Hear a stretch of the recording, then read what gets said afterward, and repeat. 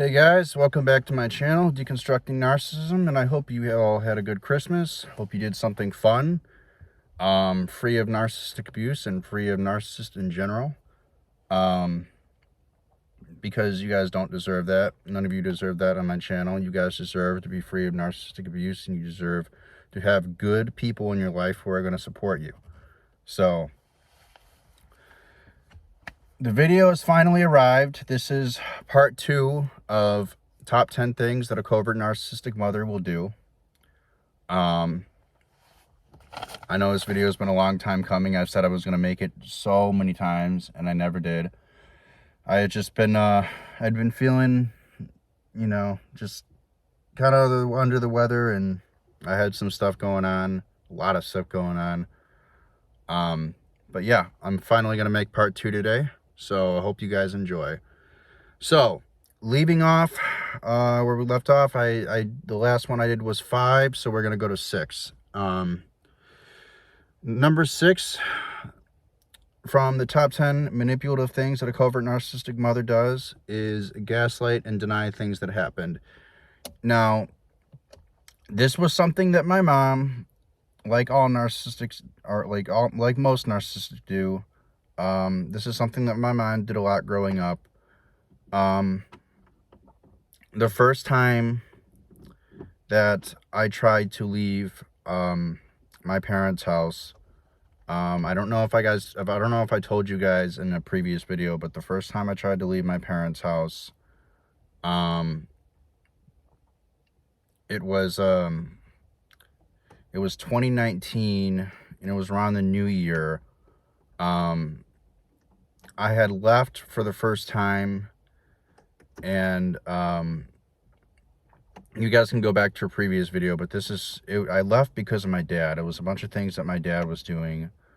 It was a whole lot of things that my dad was doing, and I just couldn't take it anymore. And I left home. It was like January of 2019. I had left. And I had to quit my job too, because that's how bad the abuse got. I had to quit my job beforehand, before Christmas, because the abuse had gotten so bad. I could not deal with my job and deal with them at the same time. So I had left home, and I had only a little bit of money in my bank, and I had went to a bunch of different hotels to sleep, because obviously I had no job, no income. I couldn't afford an apartment or anything. And I had just been sleeping in these hotels, I think it was throughout a couple weeks, because I ran out of money eventually. I had been sleeping in these hotels, and things were really bad. I was barely getting any sleep, because of everything that was going on with them and everything that I had to deal with them. Back then, I was barely getting any sleep. I was acting, I was acting kind of wonky. I admit, just because I had not been getting sleep. But this all started with the things that were going on in my house with my dad and my mom. I mean, they literally drove me insane. So I was not getting much sleep. I was, having a hard time just doing things. And I was going from hotel to hotel to hotel. And I think I ended up not being able to sleep for like 8 or 9 days, I think, straight. It might have been more, but I kept having nightmares. I was thinking, it was not a good time. But anyway, I ended up calling 911 because a bunch of things were happening. I don't know if I was having panic attacks back then or what it was, but, the big one was the sleep. Like, I could not sleep for like 8, 9, 10 days. And, I was having shortness of breath. Like, my face was going numb. Like, all these things were happening. And I ended up going to the hospital to get sedated because I literally could not sleep, and I hadn't slept for like 9-10 days. And I was like, I knew I wasn't crazy, I just couldn't sleep. But because of everything that was happening. So I had called I had called 911. I had the ambulance pick me up, and I had them take me to the hospital. And my excuse was like, they thought I was wasting their time too, which is like, I don't know. Like, why would I be wasting your time? Like, I'm calling you because something's wrong. Like, I'm not able, I haven't been able to like sleep in like 9-10 days. So the ambulance comes, they're like, okay, they pick me up, they take me to the hospital. And I believe, I forgot what hospital it was called, but they take me to the hospital, and, I tell the nurse what's happening and everything, and they give me sedatives.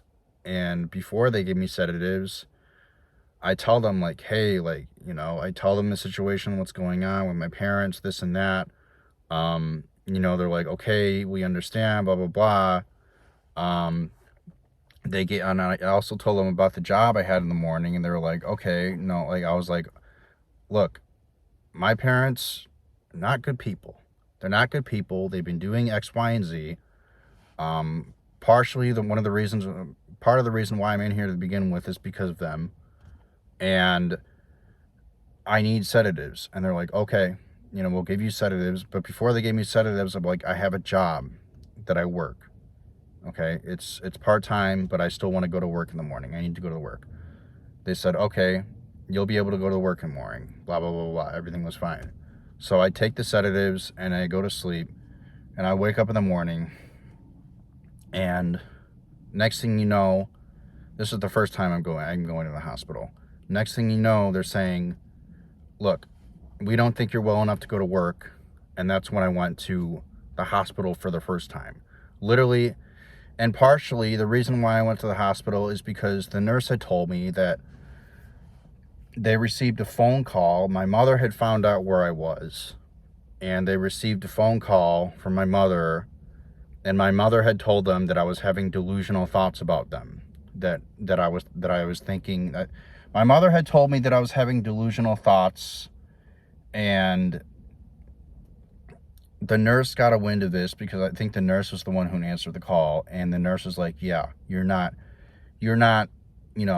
stable enough to go back to work. So that's the first time I went to the hospital, but that's another story. So later on, after I got out of the hospital, I had nowhere to go. I had no money, so I was forced to go live with them, back with them. And my mother had denied the whole thing. My mother had denied playing a part in what happened. She was the one who found out where I was at the hospital. She told the nurses at the hospital that I was delusional, and that everything that I was telling them happened never happened. So that's a big one. That's a big one for number 6. I mean, she pretty much gaslighted the nurses into them believing that what I was telling the nurses wasn't true, and I was making the whole thing up. So that was a big one. I know they're already 8 minutes in. Holy shit. But number 7 is a big one too. Offering a helping hand disguised as a trap. So this is something my mom did with the car I have right now, the Chevy Cruze. So when I was 23 years old, my mom insisted that, my mom and dad were trying to do something quote unquote nice for me, even though this was a setup for a trap later on. They helped me with a car because I had no credit. They helped me get a brand new car. I didn't ask for a brand new car. I just wanted to buy a used car and have it be mine and have my title. But their excuse was, no, we'll get you a new car, trying to act as though, they're altruistic and helpful, and they're just trying to be nice. Well, no, we'll get you a new car. Well, I didn't know anything about credit at 23, believe it or not, because I wasn't taught anything by them to begin with. I didn't know anything about credit. And what they did was, they signed a lease with me for a brand new car, a Chevy Cruze 16, and I was making payments on it. I mean, she was on the lease, and her excuse for being on the lease is, well, your credit's not good enough. Later down the line, when I wanted to take this car, little did I know about credit that she was using this car. She had signed this lease. With me in order to make sure that I couldn't just leave with the car. So that was one of her ways of trapping me. Instead of me, because I wanted to buy a used beater car. Like I had the money for a used beater car, and I wanted to I wanted to buy a used beater car and just have the title in my name so I could just drive away. But she insisted that she signed this lease with me with a brand new car, insisting, oh, your credit is not good enough, because I just agreed with it. Like, I didn't know anything about credit back then. So I just assumed, like, I just agreed with it and went along with it. And only later down the line did I find out that she wouldn't just let me take the car and make the payments on it. Because I was like, just sign your name off the lease so I can just take the car and make the payments on it. Just hand over the title to me. And she didn't want to hand over the title to me, and so I could make the payments on it. So that was another way she trapped me. Number 8 is the silent treatment. Now, this is something that my mom did all the time growing up. Whenever I had some want or need, whenever I was trying to explain something to them, she would just lay her head back on the sofa, watch TV, drink her wine, and just give me the silent treatment. And the same thing with my dad. Sometimes my dad and my mom would like double team up and just give us both the silent treatment. I remember there was one time I was trying to explain something to them. I think I was asking them about a job, or I was asking them about, like, I was trying to get help, it's like again, it's trying, I don't know what I was thinking, because, and trying to get help from a narcissist, like, trying to get blood from a stone, you're just not going to get anything. But there's this one instance where they were both laying on the sofa, or my dad was laying in the chair, and so was my mom in another chair. And I was trying to get help from, I think I had some questions about Indeed, or it was work or something. And, I was like talking with them, and all of a sudden they just roll their head back like this and close their eyes, and they just started giving me the silent treatment. Wouldn't talk to me, kept trying to talk to them, wouldn't answer me. So I just left. So that's one example of when I was given the silent treatment by both my mom and my dad.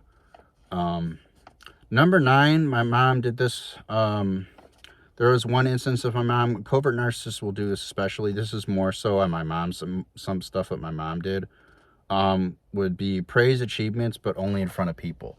So back in 2016 to 2018, I was really interested in the Spanish language, right?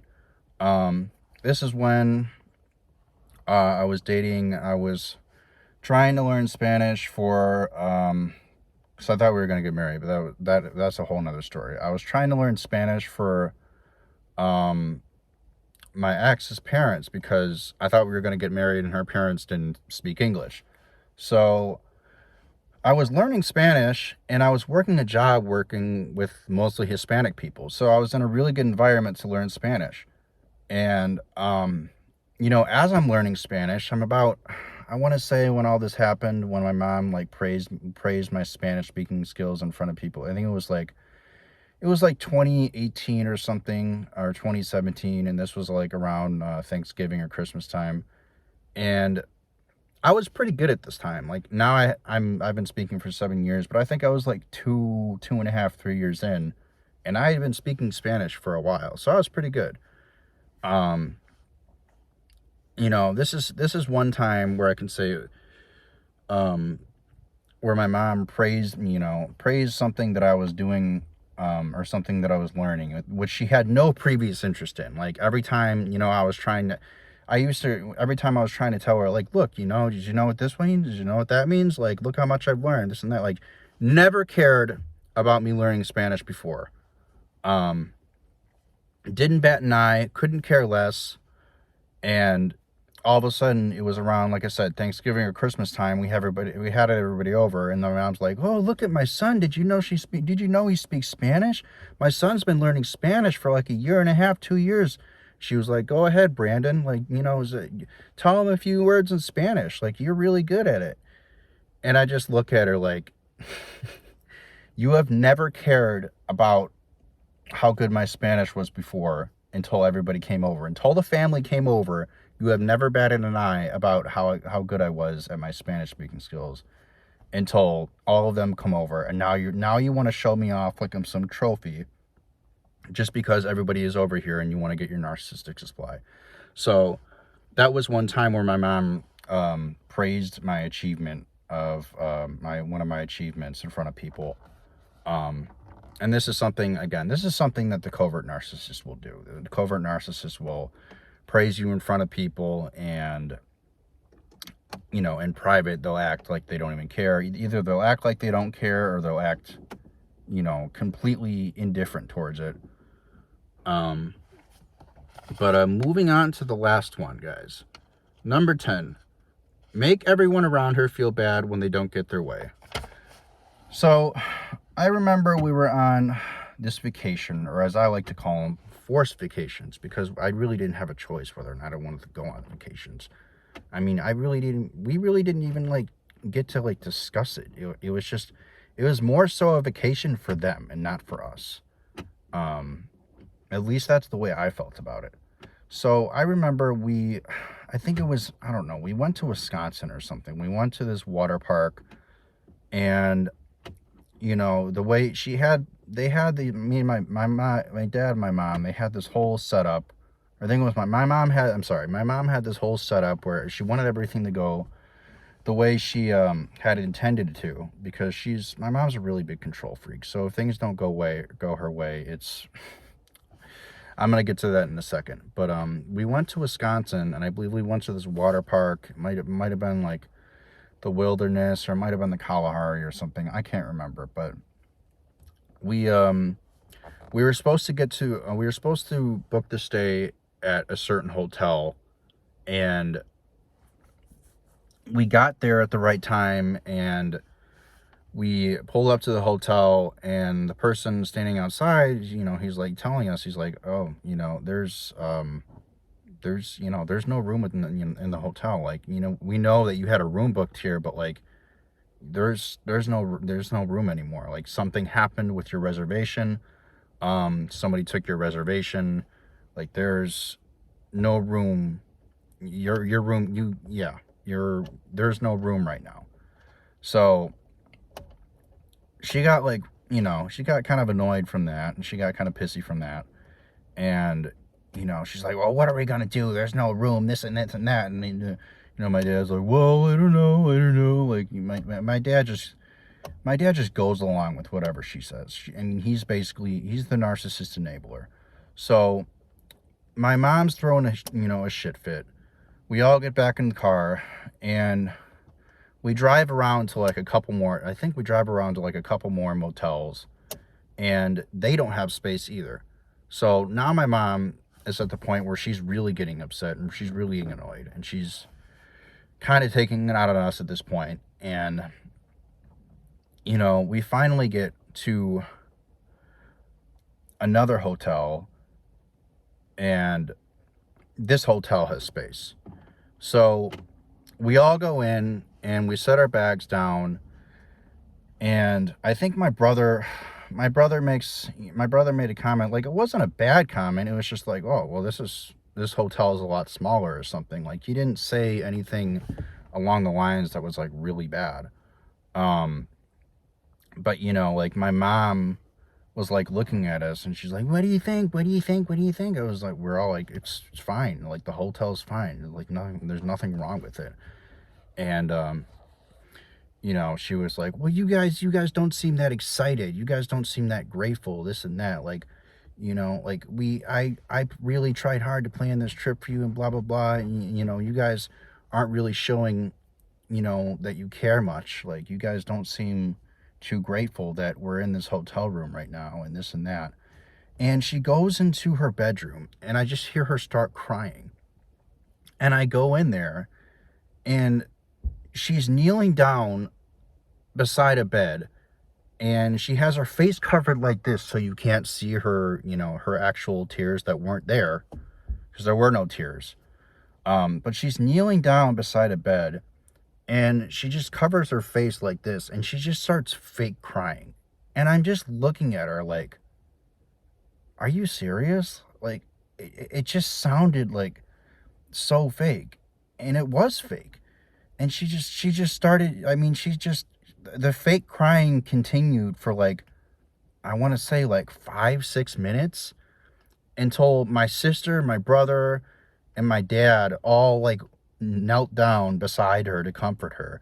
And then I was just standing there in disbelief, because I knew it was bullshit. I knew she wasn't really crying. She just didn't get the right amount of narcissistic supply that she wanted. So as soon as this fake crying fest was over, she turns her head and she looks at me, and there's no tears on her face whatsoever. And she's like, Brandon, did you don't like feel bad? Like, she's like giving me a look like, you're not happy with the hotel, like you don't feel bad to me. Like, she was like looking at me to like see if I felt bad for her or not.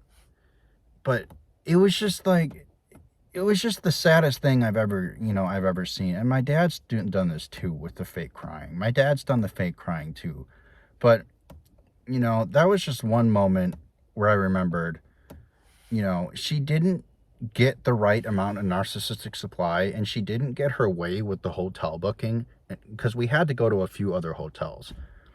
And the first one, like I said, the first one was completely booked, and she kept getting like increasingly agitated as as every hotel that she kept getting more and more agitated after every single hotel that we went to, and we found out it was booked. And it wasn't that many. I think it was 2 or 3. No, it might have been more, actually. It might have been like 3 or 4 hotels that were booked. But she kept getting like increasingly agitated. And she just took it out on everybody else. Like her plans got ruined. She didn't like it, and she made everybody else feel bad for it. So that was number 10. I'm sorry, guys. I know this was a long video, but and I went into a bunch of stories, but yeah, I just have a lot of stories, guys. So I'm sorry if you guys kind of got confused in the mix. I wanted to kind of go a little bit more into detail with these stories as to or I should say, as for these last 5 reasons. Yeah, I hope you guys, so that's the end of this video pretty much. That was number 10. I hope you guys liked the top 10 manipulative things a covert narcissistic mother will do, part 2. Even though the last 5 were more so stories than they weren't reasons, because I kind of got sidetracked. I'm sorry, guys, but yeah, that's the end of the video. I hope you guys enjoy the video. I hope you guys had a good Christmas, and until next time, my name is Brandon. This has been Deconstructing Narcissism, and I'll talk to you guys in the next one. Take care.